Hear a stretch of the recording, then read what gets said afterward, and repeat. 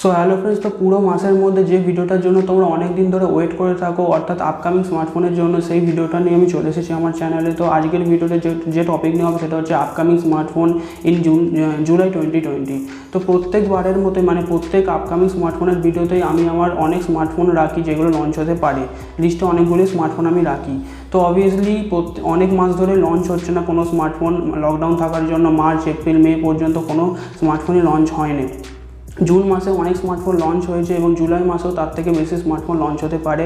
তো ভিডিওটা অবশ্যই লাস্ট পর্যন্ত দেখো এবং তোমরা হয়তো যে স্মার্টফোনের জন্য ওয়েট করে আছো হয়তো এই মাসেই লঞ্চ হয়ে যেতে পারে। তো অবশ্যই ভিডিওটা লাস্ট পর্যন্ত দেখো সেটা জানতে হলে, আর অবশ্যই চ্যানেলটাকে সাবস্ক্রাইব করে দিও যাতে এরকম ধরনের কন্টেন্ট তোমরা পেয়ে যাও। তো তোমরা দেখছো আমার চ্যানেল টেক আন্ডার টিউব। চলো ভিডিওটা শুরু করা যাক। তো আমি যখন আপকামিং স্মার্টফোনের ভিডিও করি প্রত্যেক মাসেই, তো আমি তখন প্রত্যেক ব্র্যান্ডেরই স্মার্টফোন কিন্তু আমি আমার লিস্টে রাখি যাতে তোমাদের ব্র্যান্ড হিসেবে যেতে সুবিধা হয় এবং যে যা ব্র্যান্ডকে প্রেফার করো সেই হিসাবে যাতে তোমাদের যেতে সুবিধা হয়। তো প্রথমেই যদি বলি যে স্মার্টফোনটা লঞ্চ হচ্ছে এই মাসের মধ্যে, সেটা হচ্ছে একদম কনফার্ম 22 তারিখ, জুলাই মাসের 22 তারিখে। সেটা হচ্ছে আসুস ROG Phone 3। যারা বেশি গেম করতে যারা ভালোবাসো তাদের তো আলাদা করে কিছু বলার নেই এই স্মার্টফোনকে নিয়ে, এবং তারা হয়তো অনেক দিন ধরে ওয়েটও করে আছো। তো তোমাদের জন্য যারা গেমিং করছো, যারা গেমিংকে ভালোবাসো তাদের জন্য এই স্মার্টফোনটা সবথেকে ভালো অপশান হতে পারে। তো এই স্মার্টফোনে আমরা 144 Hz সুপার অ্যামোলেড ডিসপ্লে দেখতে পেয়ে যাচ্ছি, যেখানে 865 প্লাসের প্রসেসর হবে, এবং জানা যাচ্ছে যে এই স্মার্টফোনটা প্রথম স্মার্টফোন হবে যেখানে আমরা 865 প্লাস প্রসেসর দেখব। এছাড়া এই স্মার্টফোনে 64 মেগাপিক্সেলের ট্রিপল রেয়ার ক্যামেরা সেটআপ দেখতে পেয়ে যাব, যেখানে আমরা 6000 মিলিঅ্যাম্পিয়ারের বড় ব্যাটারি প্যাক দেখতে পেয়ে যাব অবশ্যই গেমিংয়ের জন্য অবশ্যই, এবং 30 ওয়াটের চার্জিং দেখতে পেয়ে যাবো ফাস্ট চার্জিংয়ের টেকনোলজির সাথে। এই স্মার্টফোনে এখানেই শেষ নয়, এই স্মার্টফোনে 16 GB পর্যন্ত র্যাম দেখতে পেয়ে যাব। তো আসুস ROG Phone 3 কোনো কিছুই বাকি রাখেনি গেমিং স্মার্টফোনে, যেখানে আমরা ভালো করে গেমিং তো খেলতে পারবোই এবং ভালো ডিসপ্লেরও পারফরমেন্স দেখবো 144 Hz রিফ্রেশ রেটের জন্য, এবং তার সাথে 64 মেগাপিক্সেলের ট্রিপল রেয়ার ক্যামেরা সেটআপও দেখতে পেয়ে যাবো। তো এই একটা স্মার্টফোন যেখানে তুমি গেমিংও করতে পারবে এবং যেরকম ন্যাচারাল ফোনের মতো যেরকম তোমরা ফটোগ্রাফি করো সেই রকমও কিন্তু করতে পারবে। এই স্মার্টফোনটা তোমাদের জন্য ভালো একটা অপশান হতে পারে। তো এরপরে যে দুটো স্মার্টফোন বলবো সেটা কিন্তু মোটোরোলা ব্র্যান্ড থেকে আসছে। মোটোরোলার ওয়ান ফিউশন প্লাস তোমাদের হয়তো নিশ্চয়ই মনে আছে যে স্মার্টফোনটা লঞ্চ হয়েছিল জুন মাসে। সেই স্মার্টফোনটা কিন্তু ডিটেলভাবে আমি ফিচার্সগুলো ডিটেলভাবে বলেছি আমার একটা ভিডিওতে। সেই ভিডিওটার লিঙ্ক আমি তোমাদেরকে দিয়ে দেবো আই বাটনে, সেখান থেকে তোমরা দেখতে পারো। এবং এই স্মার্টফোনটা 17,000 প্রাইস রেঞ্জের মধ্যে কিন্তু ভালো অপশান হতে পারে। তো বলে নেওয়া যাক মোটোরোলা ওয়ান ফিউশনে আমরা কী কী স্পেসিফিকেশান দেখবো। এই স্মার্টফোনটা প্রথমত জুলাই মাসের 2 জুলাই করে আছে, সেকেন্ড উইকের জুলাই করে। এই স্মার্টফোনে 6.5 ইঞ্চের আমরা সুপার FHD প্লাসের রিজলিউশনের IPS LCD ডিসপ্লে দেখতে পেয়ে যাবো, যেখানে আমরা 710 অক্টাকোর প্রসেসর এবং 48 মেগাপিক্সেলের ট্রিপল রেয়ার ক্যামেরা সেটআপ দেখবো, যেখানে 5000 মিলিঅ্যাম্পিয়ারের ব্যাটারি অবশ্যই ফাস্ট চার্জিংয়ের সাথে আসবে। এই স্মার্টফোনটা 15,000 প্রাইস রেঞ্জের মধ্যে আসবে এটা শোনা যাচ্ছে। তোমাদের যারা পছন্দ করে মোটোরোলা ব্র্যান্ডকে এবং অবশ্যই চাইনিজ প্রোডাক্টকে বয়কট করতে চাইছো এখন থেকে যা কিছু হচ্ছে তাদের জন্য কিন্তু এটা ভালো অপশান হতে পারে 15,000 প্রাইস রেঞ্জের মধ্যে। এছাড়া মোটোরোলার যে যে স্মার্টফোনটা লঞ্চ হয়েছিল প্রিমিয়াম সেগমেন্টের মধ্যে, সেই স্মার্টফোনের ছোটো ভাই আসছে মোটোরোলা এজ লাইট, যেখানে আমরা 6.7 ইঞ্চের সুপার অ্যামোলেড ডিসপ্লে দেখতে পেয়ে যাবো 90 Hz রিফ্রেশ রেটের সাথে। এছাড়া এই স্মার্টফোনে 64 মেগাপিক্সেলের ট্রিপল রেয়ার ক্যামেরা সেটআপ দেখবো, যেখানে আমরা 765G অক্টাকোর প্রসেসর দেখবো। এছাড়া এই স্মার্টফোনে 4500 মিলিঅ্যাম্পিয়ারের একটা বড় ব্যাটারি প্যাক দেখতে পেয়ে যাচ্ছি, যেখানে আমরা 18 ওয়াটের টার্বো চার্জিংও দেখতে পেয়ে যাচ্ছি। তো এই দুটো স্মার্টফোন তোমাদের জন্য ভালো অপশান হতে পারে। যারা চাইছো যে 15,000 রেঞ্জের মধ্যে স্মার্টফোন কিনবে তাদের জন্য মোটোরোলা ওয়ান ফিউশন ভালো স্মার্টফোন হতে পারে, এবং যারা একটু বাজেট একটু হাই আছে তাদের জন্য কিন্তু মোটোরোলা এজ লাইট ভালো অপশান হতে পারে। তো এরপর লিস্টে যে স্মার্টফোনটা আছে সেটা হচ্ছে OnePlus Nord। এই স্মার্টফোনটা এই মাসের লঞ্চ হওয়া স্মার্টফোনগুলোর মধ্যে কিন্তু সবথেকে বেশি ওয়েট করা স্মার্টফোনগুলোর মধ্যে একটা, এবং এমন কেউ নেই যে এই স্মার্টফোনটার জন্য ওয়েট করে নেই। সে কিনুক আর নাই কিনুক, কী নাম হবে এটা নিয়ে কিন্তু অনেকের মধ্যে হাইপ ক্রিয়েট হয়ে গেছিলো। সোশ্যাল মিডিয়াতে অনেক বেশি হাইপ ক্রিয়েট করা হয়েছে এই স্মার্টফোনটাকে নিয়ে। OnePlus 8 Lite হবে, OnePlus G হবে না OnePlus Nord হবে। তো অবশেষে অফিসিয়ালভাবে জানা যাচ্ছে যে OnePlus Nordই হবে নামটা।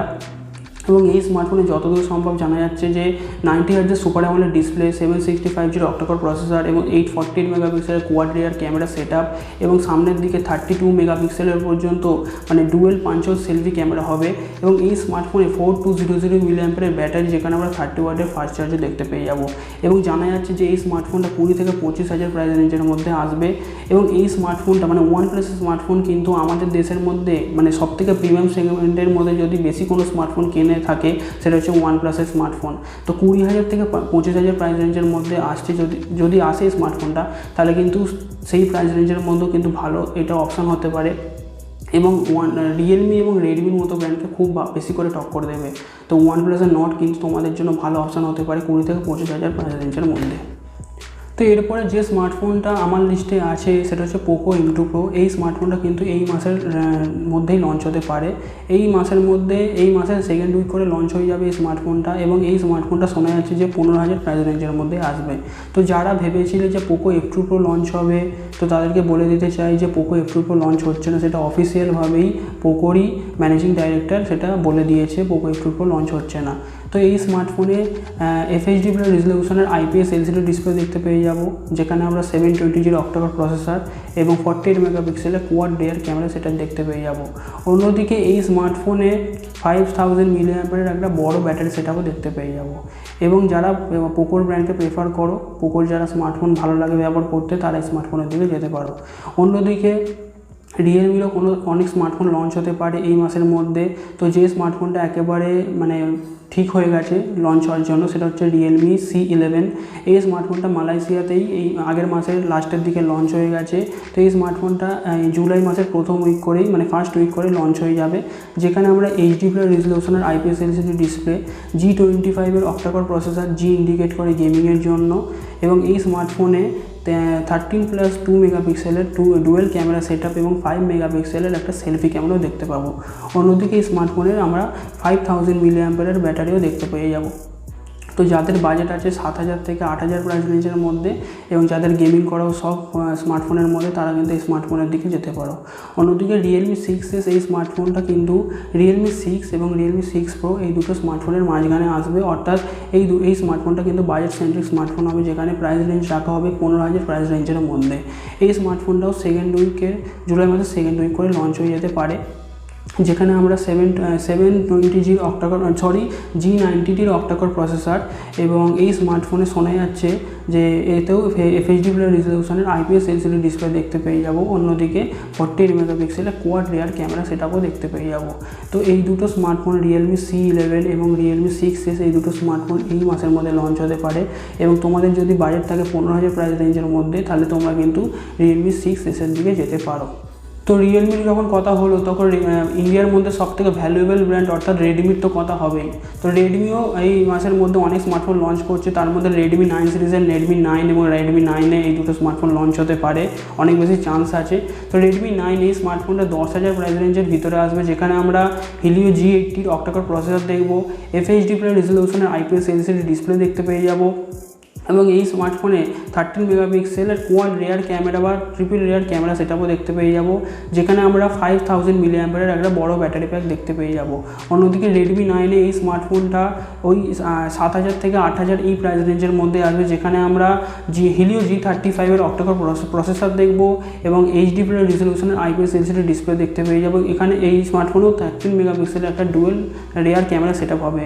এবং যতদূর সম্ভব জানা যাচ্ছে এই স্মার্টফোনেও একটা 5000 মিলিঅ্যাম্পিয়ার একটা বড় ব্যাটারি প্যাক দেখতে পেয়ে যাব। তো এই দুটো স্মার্টফোন রেডমির ব্র্যান্ডের তরফ থেকে আসছে, এই দুটো স্মার্টফোন এই মাসের মধ্যে লঞ্চ হতে পারে। এরপরে যে স্মার্টফোনটা বলবো সেটা কিন্তু আমার লিস্টের সবথেকে শেষ স্মার্টফোন, মানে যেটা এই মাসের মধ্যে লঞ্চ হতে পারে, সেটা হচ্ছে Pixel 4a। তোমরা যদি আমার আপকামিং স্মার্টফোনের ভিডিও দেখে থাকো, তাহলে কিন্তু তোমরা জানবে যে Pixel 4a স্মার্টফোনটা কিন্তু অনেক দিনেরই আগের স্মার্টফোন এবং এই স্মার্টফোনটা শুধুমাত্র লঞ্চ হতে পারছে না, লঞ্চ ইভেন্টগুলো পোস্টপন্ড হয়ে যাচ্ছে, শুধুমাত্র প্যান্ডেমিকটা বেড়েই যাচ্ছে এবং লকডাউনও কমছে না। লকডাউনও বেড়েই যাচ্ছে। তো যেহেতু এখন আনলক শুরু হয়ে গেছে, লকডাউন উঠে গিয়ে আনলক শুরু হচ্ছে দেশের মধ্যে, তো আমি বলবো যে পিক্সেল 4-এ কিন্তু স্মার্টফোনটা লঞ্চ করে দেওয়া উচিত এই মাসের মধ্যেই, কারণ এই পিক্সেল 5-এরও লঞ্চ ইভেন্ট চলে আসছে। তো পিক্সেল 4-এ কিন্তু মানে পুরানো হয়ে যাচ্ছে স্মার্টফোনটা। তো এই স্মার্টফোনে আমরা 5.81 ইঞ্চের FHD+ রেজলিউশনের সুপার অ্যামোলেড ডিসপ্লে দেখতে পেয়ে যাব, সিঙ্গেল ক্যামেরা সেটআপ দেখতে পেয়ে যাব রেয়ারের দিকে, যেখানে OIS এবং EIS এর সাপোর্ট দেখতে পেয়ে যাব। এই দুটো ক্যামেরা ফিচার্স কিন্তু ভালো ক্যামেরা ফিচার্স, প্রিমিয়াম সেগমেন্টের মধ্যে পড়ে এই ফিচার্সটা। অন্যদিকে এই স্মার্টফোনে কিন্তু স্ন্যাপড্রাগনের 730 অক্টাকোর প্রসেসরও দেখতে পেয়ে যাব, এবং এই স্মার্টফোনটা শোনা যাচ্ছে যে 20 থেকে 25,000 প্রাইস রেঞ্জের মধ্যে আসবে। তো তোমরা যদি পিক্সেলের স্মার্টফোন ব্যবহার করতে ভালোবাসো তাহলে তোমরা কিন্তু এই স্মার্টফোনের দিকে যেতে পারো। অন্যদিকে আরও যে সমস্ত স্মার্টফোনগুলো আমি রেখেছি আমার লিস্টে, সেগুলো কিন্তু এই মাসের মধ্যে লঞ্চ হতেও পারে, নাও হতে পারে। আশা করছি যদি লঞ্চ হয়ে যায় তাও কিন্তু আমি বলবো যে এই মাসের মধ্যে লঞ্চ নাও হতে পারে, কারণ অতটা বেশি সম্ভাবনা নেই এই সমস্ত স্মার্টফোনগুলো লঞ্চ হওয়ার। তো তার মধ্যে পড়ছে MI A4, তারপরে Asus Zenfone 7, স্যামসাংয়ের Galaxy M31, Vivo X50 Pro, আর সবথেকে শেষে সেটা হচ্ছে Oppo Reno 4 সিরিজের Oppo Reno 4 এবং Oppo Reno 4 Pro। এবং আরও কিছু স্মার্টফোন লঞ্চ হতে পারে, সেটা হচ্ছে তোমরা হয়তো শুনে শক হয়ে যাবে, সেটা হচ্ছে মাইক্রোম্যাক্স, লাভা এবং কার্বন, এই তিনটে স্মার্টফোনের ব্র্যান্ডের কিন্তু লঞ্চ হতে পারে স্মার্টফোন, যতদূর সম্ভব রুমার্স থেকে যতদূর সম্ভব জানা যাচ্ছে। তো ইন্ডিয়া চায়নার মধ্যে যা জিনিস সৃষ্টি হচ্ছে, মানে যা সম্পর্ক ক্রিয়েট হচ্ছে এখন বর্তমানে, তার জন্য কিন্তু অনেকেই, বিশেষ করে স্মার্টফোন কিন্তু অনেকেই চায়না স্মার্টফোন কিনতে চাইছে না। তো তাদের জন্য বলছি যে তাদের কিন্তু মাইক্রোম্যাক্স, লাভা এবং কার্বন কিন্তু তাদের জন্য ভালো অপশান হতে পারে, এবং লাভার অনেক স্মার্টফোন কিন্তু গিগবেঞ্চে লিস্ট হয়ে গেছে। তো তোমরা দেখতেই পাচ্ছ যে অনেক স্মার্টফোন কিন্তু এই মাসের মধ্যে লঞ্চ হতে পারে, কারণ আমি প্রথমেই বলে দিয়েছি ভিডিওর প্রথমের দিকেই যে অনেক বেশি লঞ্চ ইভেন্ট হবে এই মাসের মধ্যে, অনেক বেশি স্মার্টফোন লঞ্চ হবে, কারণ এতদিন ধরে যে দেশে লকডাউন ছিল সেটা আস্তে আস্তে আনলক হচ্ছে, এবং অনেক স্মার্টফোন যেগুলো জমেছিল এতদিন ধরে সেগুলো কিন্তু আস্তে আস্তে লঞ্চ হবে। তো তোমাদের যদি ভিডিওটা ভালো লেগে থাকে এবং ভিডিওটা যদি তোমাদের জন্য হেল্পফুল হয়ে থাকে বন্ধুরা, ভিডিওটা অবশ্যই লাইক করো এবং ভিডিওটাকে শেয়ার করো তোমাদের বন্ধুদের সাথে, এবং চ্যানেলটাকে অবশ্যই সাবস্ক্রাইব করে বেল আইকনকে প্রেস করে রাখো, যাতে এরকম ধরনের ভিডিও আপলোড করার সাথে সাথেই তোমরা পেয়ে যেতে থাকো। তো দেখা হচ্ছে অন্য কোনো একটা নতুন ভিডিওর সাথে। তো বাই বাই।